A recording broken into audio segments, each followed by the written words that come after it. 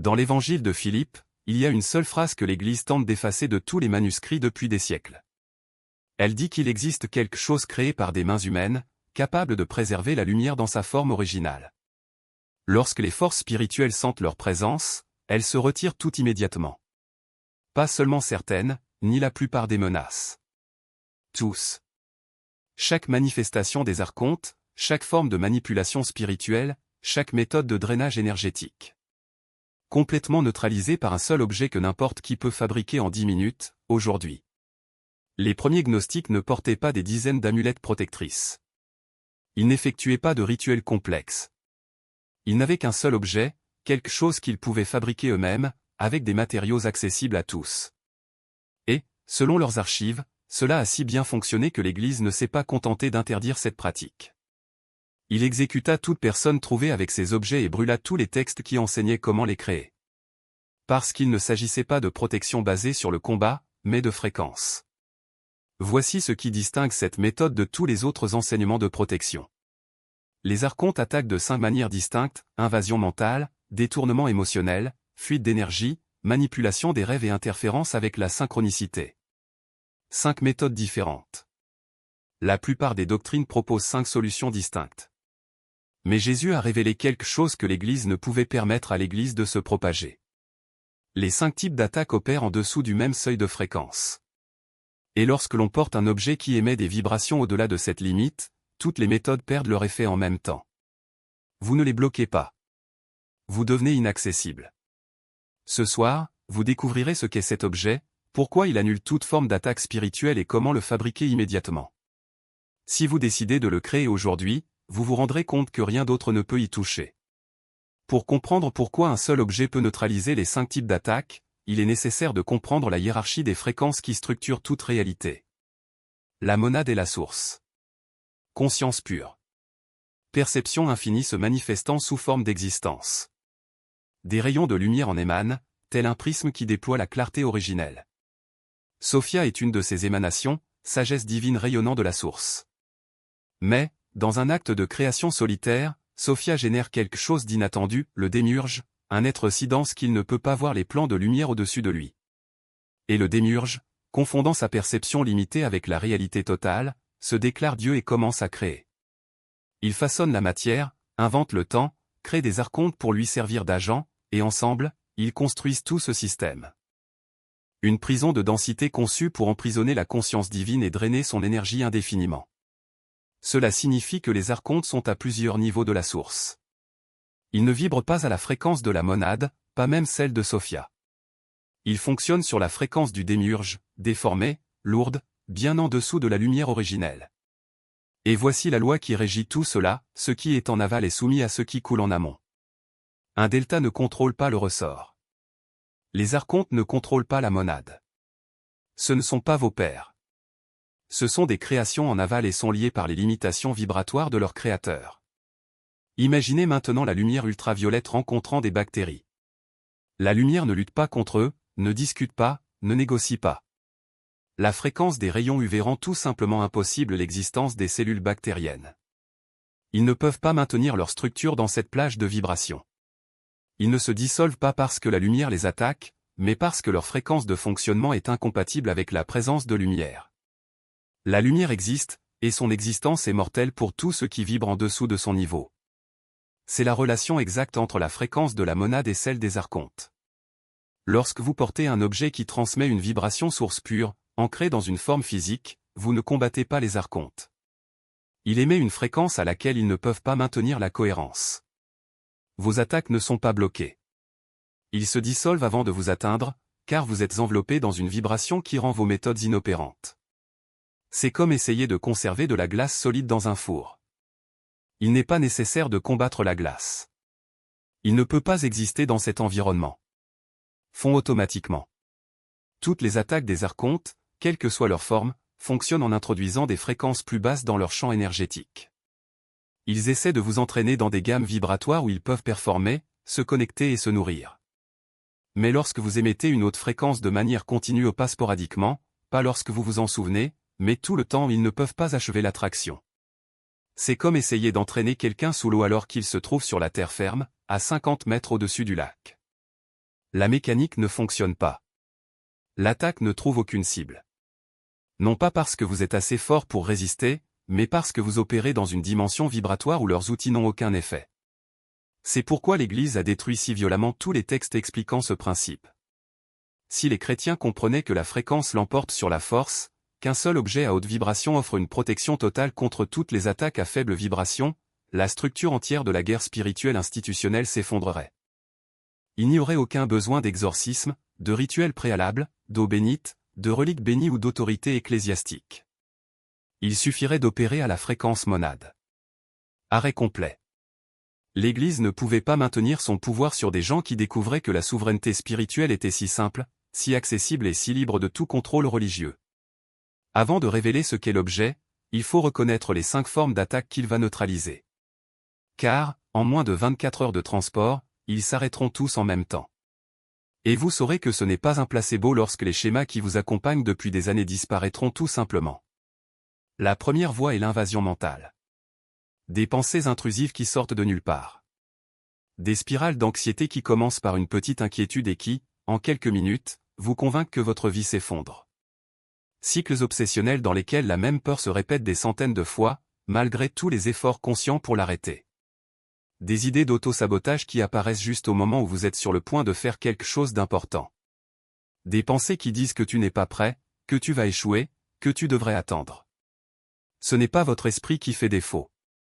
Ce sont des formes pensées externes injectées dans votre champ mental par des entités qui se nourrissent de l'énergie émotionnelle générée par la peur. La deuxième méthode est le kidnapping émotionnel. Vous vivez une journée normale et stable et soudain, vous êtes submergé par une vague de colère, de désespoir ou de panique sans raison apparente. Ou bien vous parlez à quelqu'un et les émotions commencent à dégénérer de manière illogique. Une légère irritation se transforme en fureur en quelques secondes, une petite contrariété se transforme en crise disproportionnée. Parce qu'il savait qu'un seul individu doté de cette compréhension pouvait démanteler des siècles de contrôle. Voici ce que peu de gens réalisent, le symbole n'a pas besoin d'être parfait. Il ne s'agit pas de la précision de la ligne, mais de l'intention qui la sous-tend.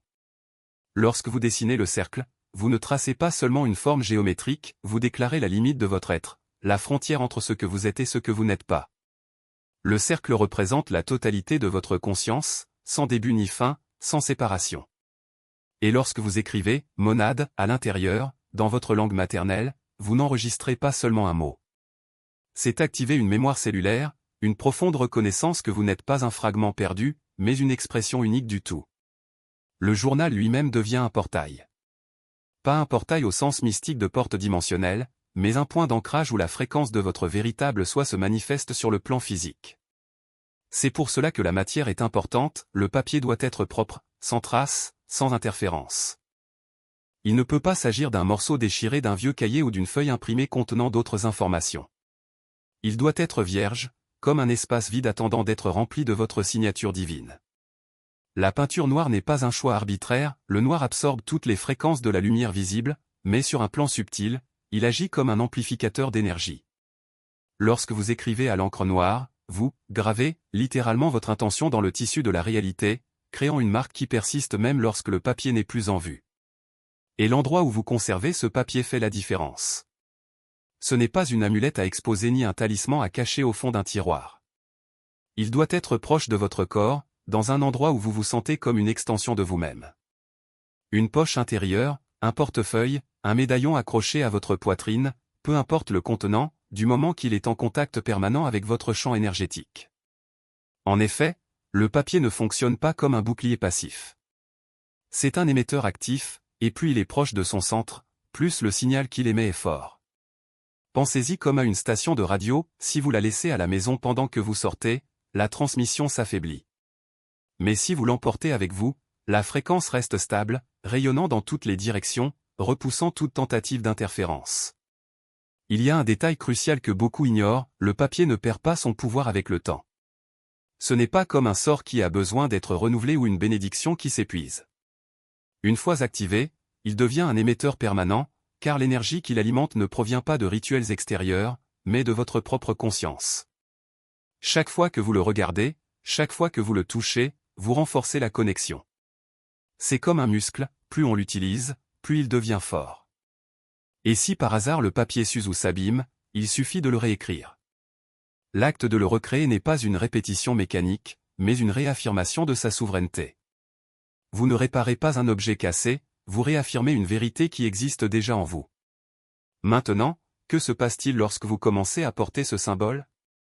Les premiers signes sont subtils. Vous remarquerez peut-être que les vagues d'émotions envahissantes perdent de leur force, comme si quelqu'un avait baissé le volume d'un bruit constant. Les rêves perturbants commencent à se dissiper, remplacés par un sommeil plus profond et plus réparateur. Les synchronicités négatives, ces moments où tout semble conspirer contre vous, perdent leur précision chirurgicale, comme si quelqu'un avait désactivé un algorithme interférent. Et le plus révélateur, les gens autour de vous commencent à réagir différemment. Ceux qui autrefois drainaient votre énergie semblent soudain mal à l'aise en votre présence, comme s'ils ne pouvaient plus se connecter à votre champ. D'autres, auparavant indifférents, deviennent attirés par vous, comme si un masque était tombé et voient enfin qui vous êtes vraiment. Mais l'effet le plus profond est interne. Vous commencez à réaliser que les voix du doute, les peurs irrationnelles, les accès de désespoir, rien de tout cela n'était vraiment le vôtre. C'étaient des parasites, se nourrissant de votre énergie, et maintenant, sans votre carburant, ils se désintègrent. Ce qui reste est un nouveau silence, une clarté qui ne vient pas de l'effort, mais de la reconnaissance. Vous ne combattez pas les ténèbres. Il s'agit simplement d'éclairer une lumière si brillante qu'ils n'ont d'autre choix que de se dissoudre. Et voici l'ironie, les archontes ne peuvent pas vous toucher, non pas parce que vous êtes devenu invincible, mais parce que vous avez cessé d'être invisible.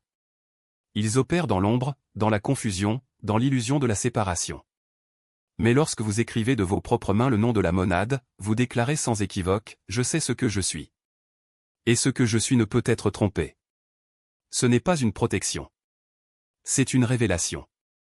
Et les révélations, de par leur nature même, ne peuvent être combattues ou seulement ignorées. Mais vous avez déjà arrêté d'ignorer. Parce que cela fonctionnait excessivement. Les gnostiques qui portaient ce papier rapportèrent quelque chose que les registres paroissiaux essayèrent de cacher mais ne purent effacer complètement. Ils ont arrêté d'avoir peur. Non pas parce qu'ils sont devenus plus courageux, mais parce que les entités qui généraient la peur dans leurs champs énergétiques ne pouvaient tout simplement plus se rapprocher. Les cauchemars se sont arrêtés. Non pas parce qu'ils ont appris à mieux dormir, mais parce que les attaques astrales ne pouvaient plus franchir la barrière de fréquence qu'ils avaient établie. Les bagarres inexplicables avec les gens autour ont disparu. Non pas parce qu'ils ont changé de comportement, mais parce que les archontes, qui manipulaient les autres contre eux, ont perdu l'accès à leur signature vibratoire. Un seul objet. Un morceau de papier dans votre poche. Une transformation totale dans l'expérience quotidienne. Et cela a fonctionné de manière si cohérente que la persécution des gnostiques n'était pas seulement idéologique, elle consistait en l'élimination pratique de personnes qui avaient découvert une véritable libération. Ce soir, vous créerez cet objet en 10 minutes, en utilisant seulement 3 matériaux simples, une feuille de papier vierge, jamais écrite auparavant, un stylo à encre noire permanente, et une concentration ininterrompue. Voici le processus complet. Asseyez-vous avec le papier devant vous et prenez 3 respirations profondes pour centrer votre conscience.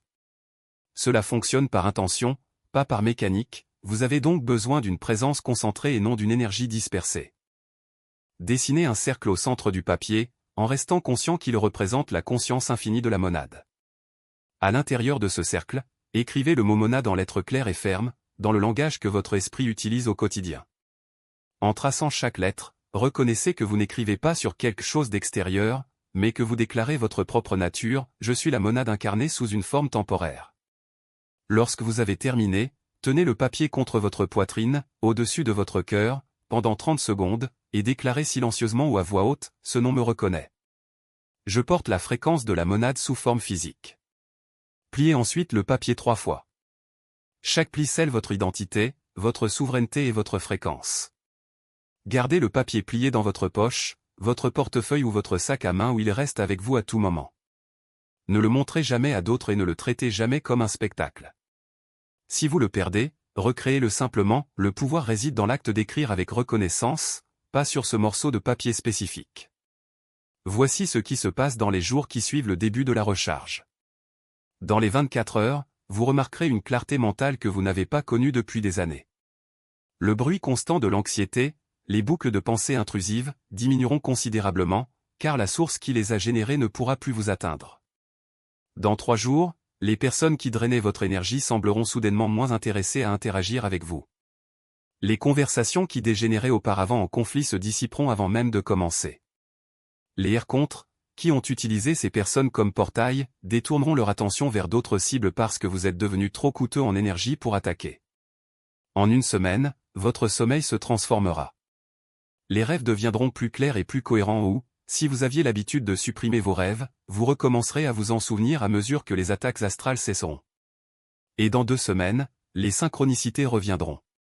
Des opportunités alignées sur votre chemin se présenteront, le timing jouera en votre faveur et les personnes dont vous avez besoin se présenteront exactement au moment où elles seront nécessaires, car les interférences bloquant les lignes de probabilité bénéfiques ont été supprimées.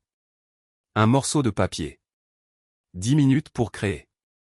Une transformation complète de votre expérience quotidienne, commençant immédiatement. Parce que vous ne développez pas de nouvelles compétences, vous supprimez ce qui empêchait votre état monadique naturel de fonctionner. Jésus a révélé un objet qui détruit les 5 formes de notre captivité. Un morceau de papier avec le nom de la monade écrit de votre propre main. Non pas parce que le papier est magique, mais parce qu'écrire avec intention ancre la fréquence dans la matière. Et la fréquence de la monade est tellement au-dessus de notre plage opérationnelle que les archontes ne peuvent pas fonctionner en sa présence. Il n'est pas nécessaire de les combattre. Ils se dissolvent automatiquement lorsque vous transmettez au niveau où vous êtes réellement. L'Église a exécuté des personnes qui le portaient. Il a brûlé tous les textes qui l'expliquaient. Criminalisé la pratique consistant à écrire des noms sacrés. Non pas parce que c'était une hérésie, mais parce que cela a fonctionné. Parce que toute personne assumant ce rôle devenait ingouvernable par l'autorité religieuse. Vous n'avez pas besoin de prêtre. Pas besoin de rituel. Pas besoin de médiation institutionnelle. Vous avez besoin de 10 minutes, d'un morceau de papier et de la reconnaissance que vous êtes ce que vous avez toujours recherché. C'est la libération. Et il était disponible à tout moment, caché dans des textes qu'il tentait d'effacer, mais ne parvenait pas à détruire complètement. Ce soir, créez l'objet. Dessinez le cercle. Écrivez la monade à l'intérieur. Pliez-le 3 fois. Commencez à le télécharger maintenant. Et demain, vous ressentirez la différence entre vivre sous une attaque constante et vivre à une fréquence qui rend l'attaque impossible. Non pas parce que je dis que cela fonctionne, mais parce que vous ferez l'expérience d'un calme mental dont vous aviez oublié qu'il était possible, de gens s'éloignant de ceux qui vous épuisaient, d'un sommeil qui vous répare vraiment et de synchronicité qui coule naturellement plutôt que d'être bloqué à chaque instant. Si vous comptez créer l'objet ce soir, faites 3 choses maintenant. Tout d'abord, commentez, je porte le nom ci-dessous, déclarez votre souveraineté. Deuxièmement, abonnez-vous au code divin, car des techniques avancées sur le sujet sont à venir, comment l'amplifier, comment l'utiliser pour des protections spécifiques, comment créer des versions pour les espaces plutôt que pour un usage personnel.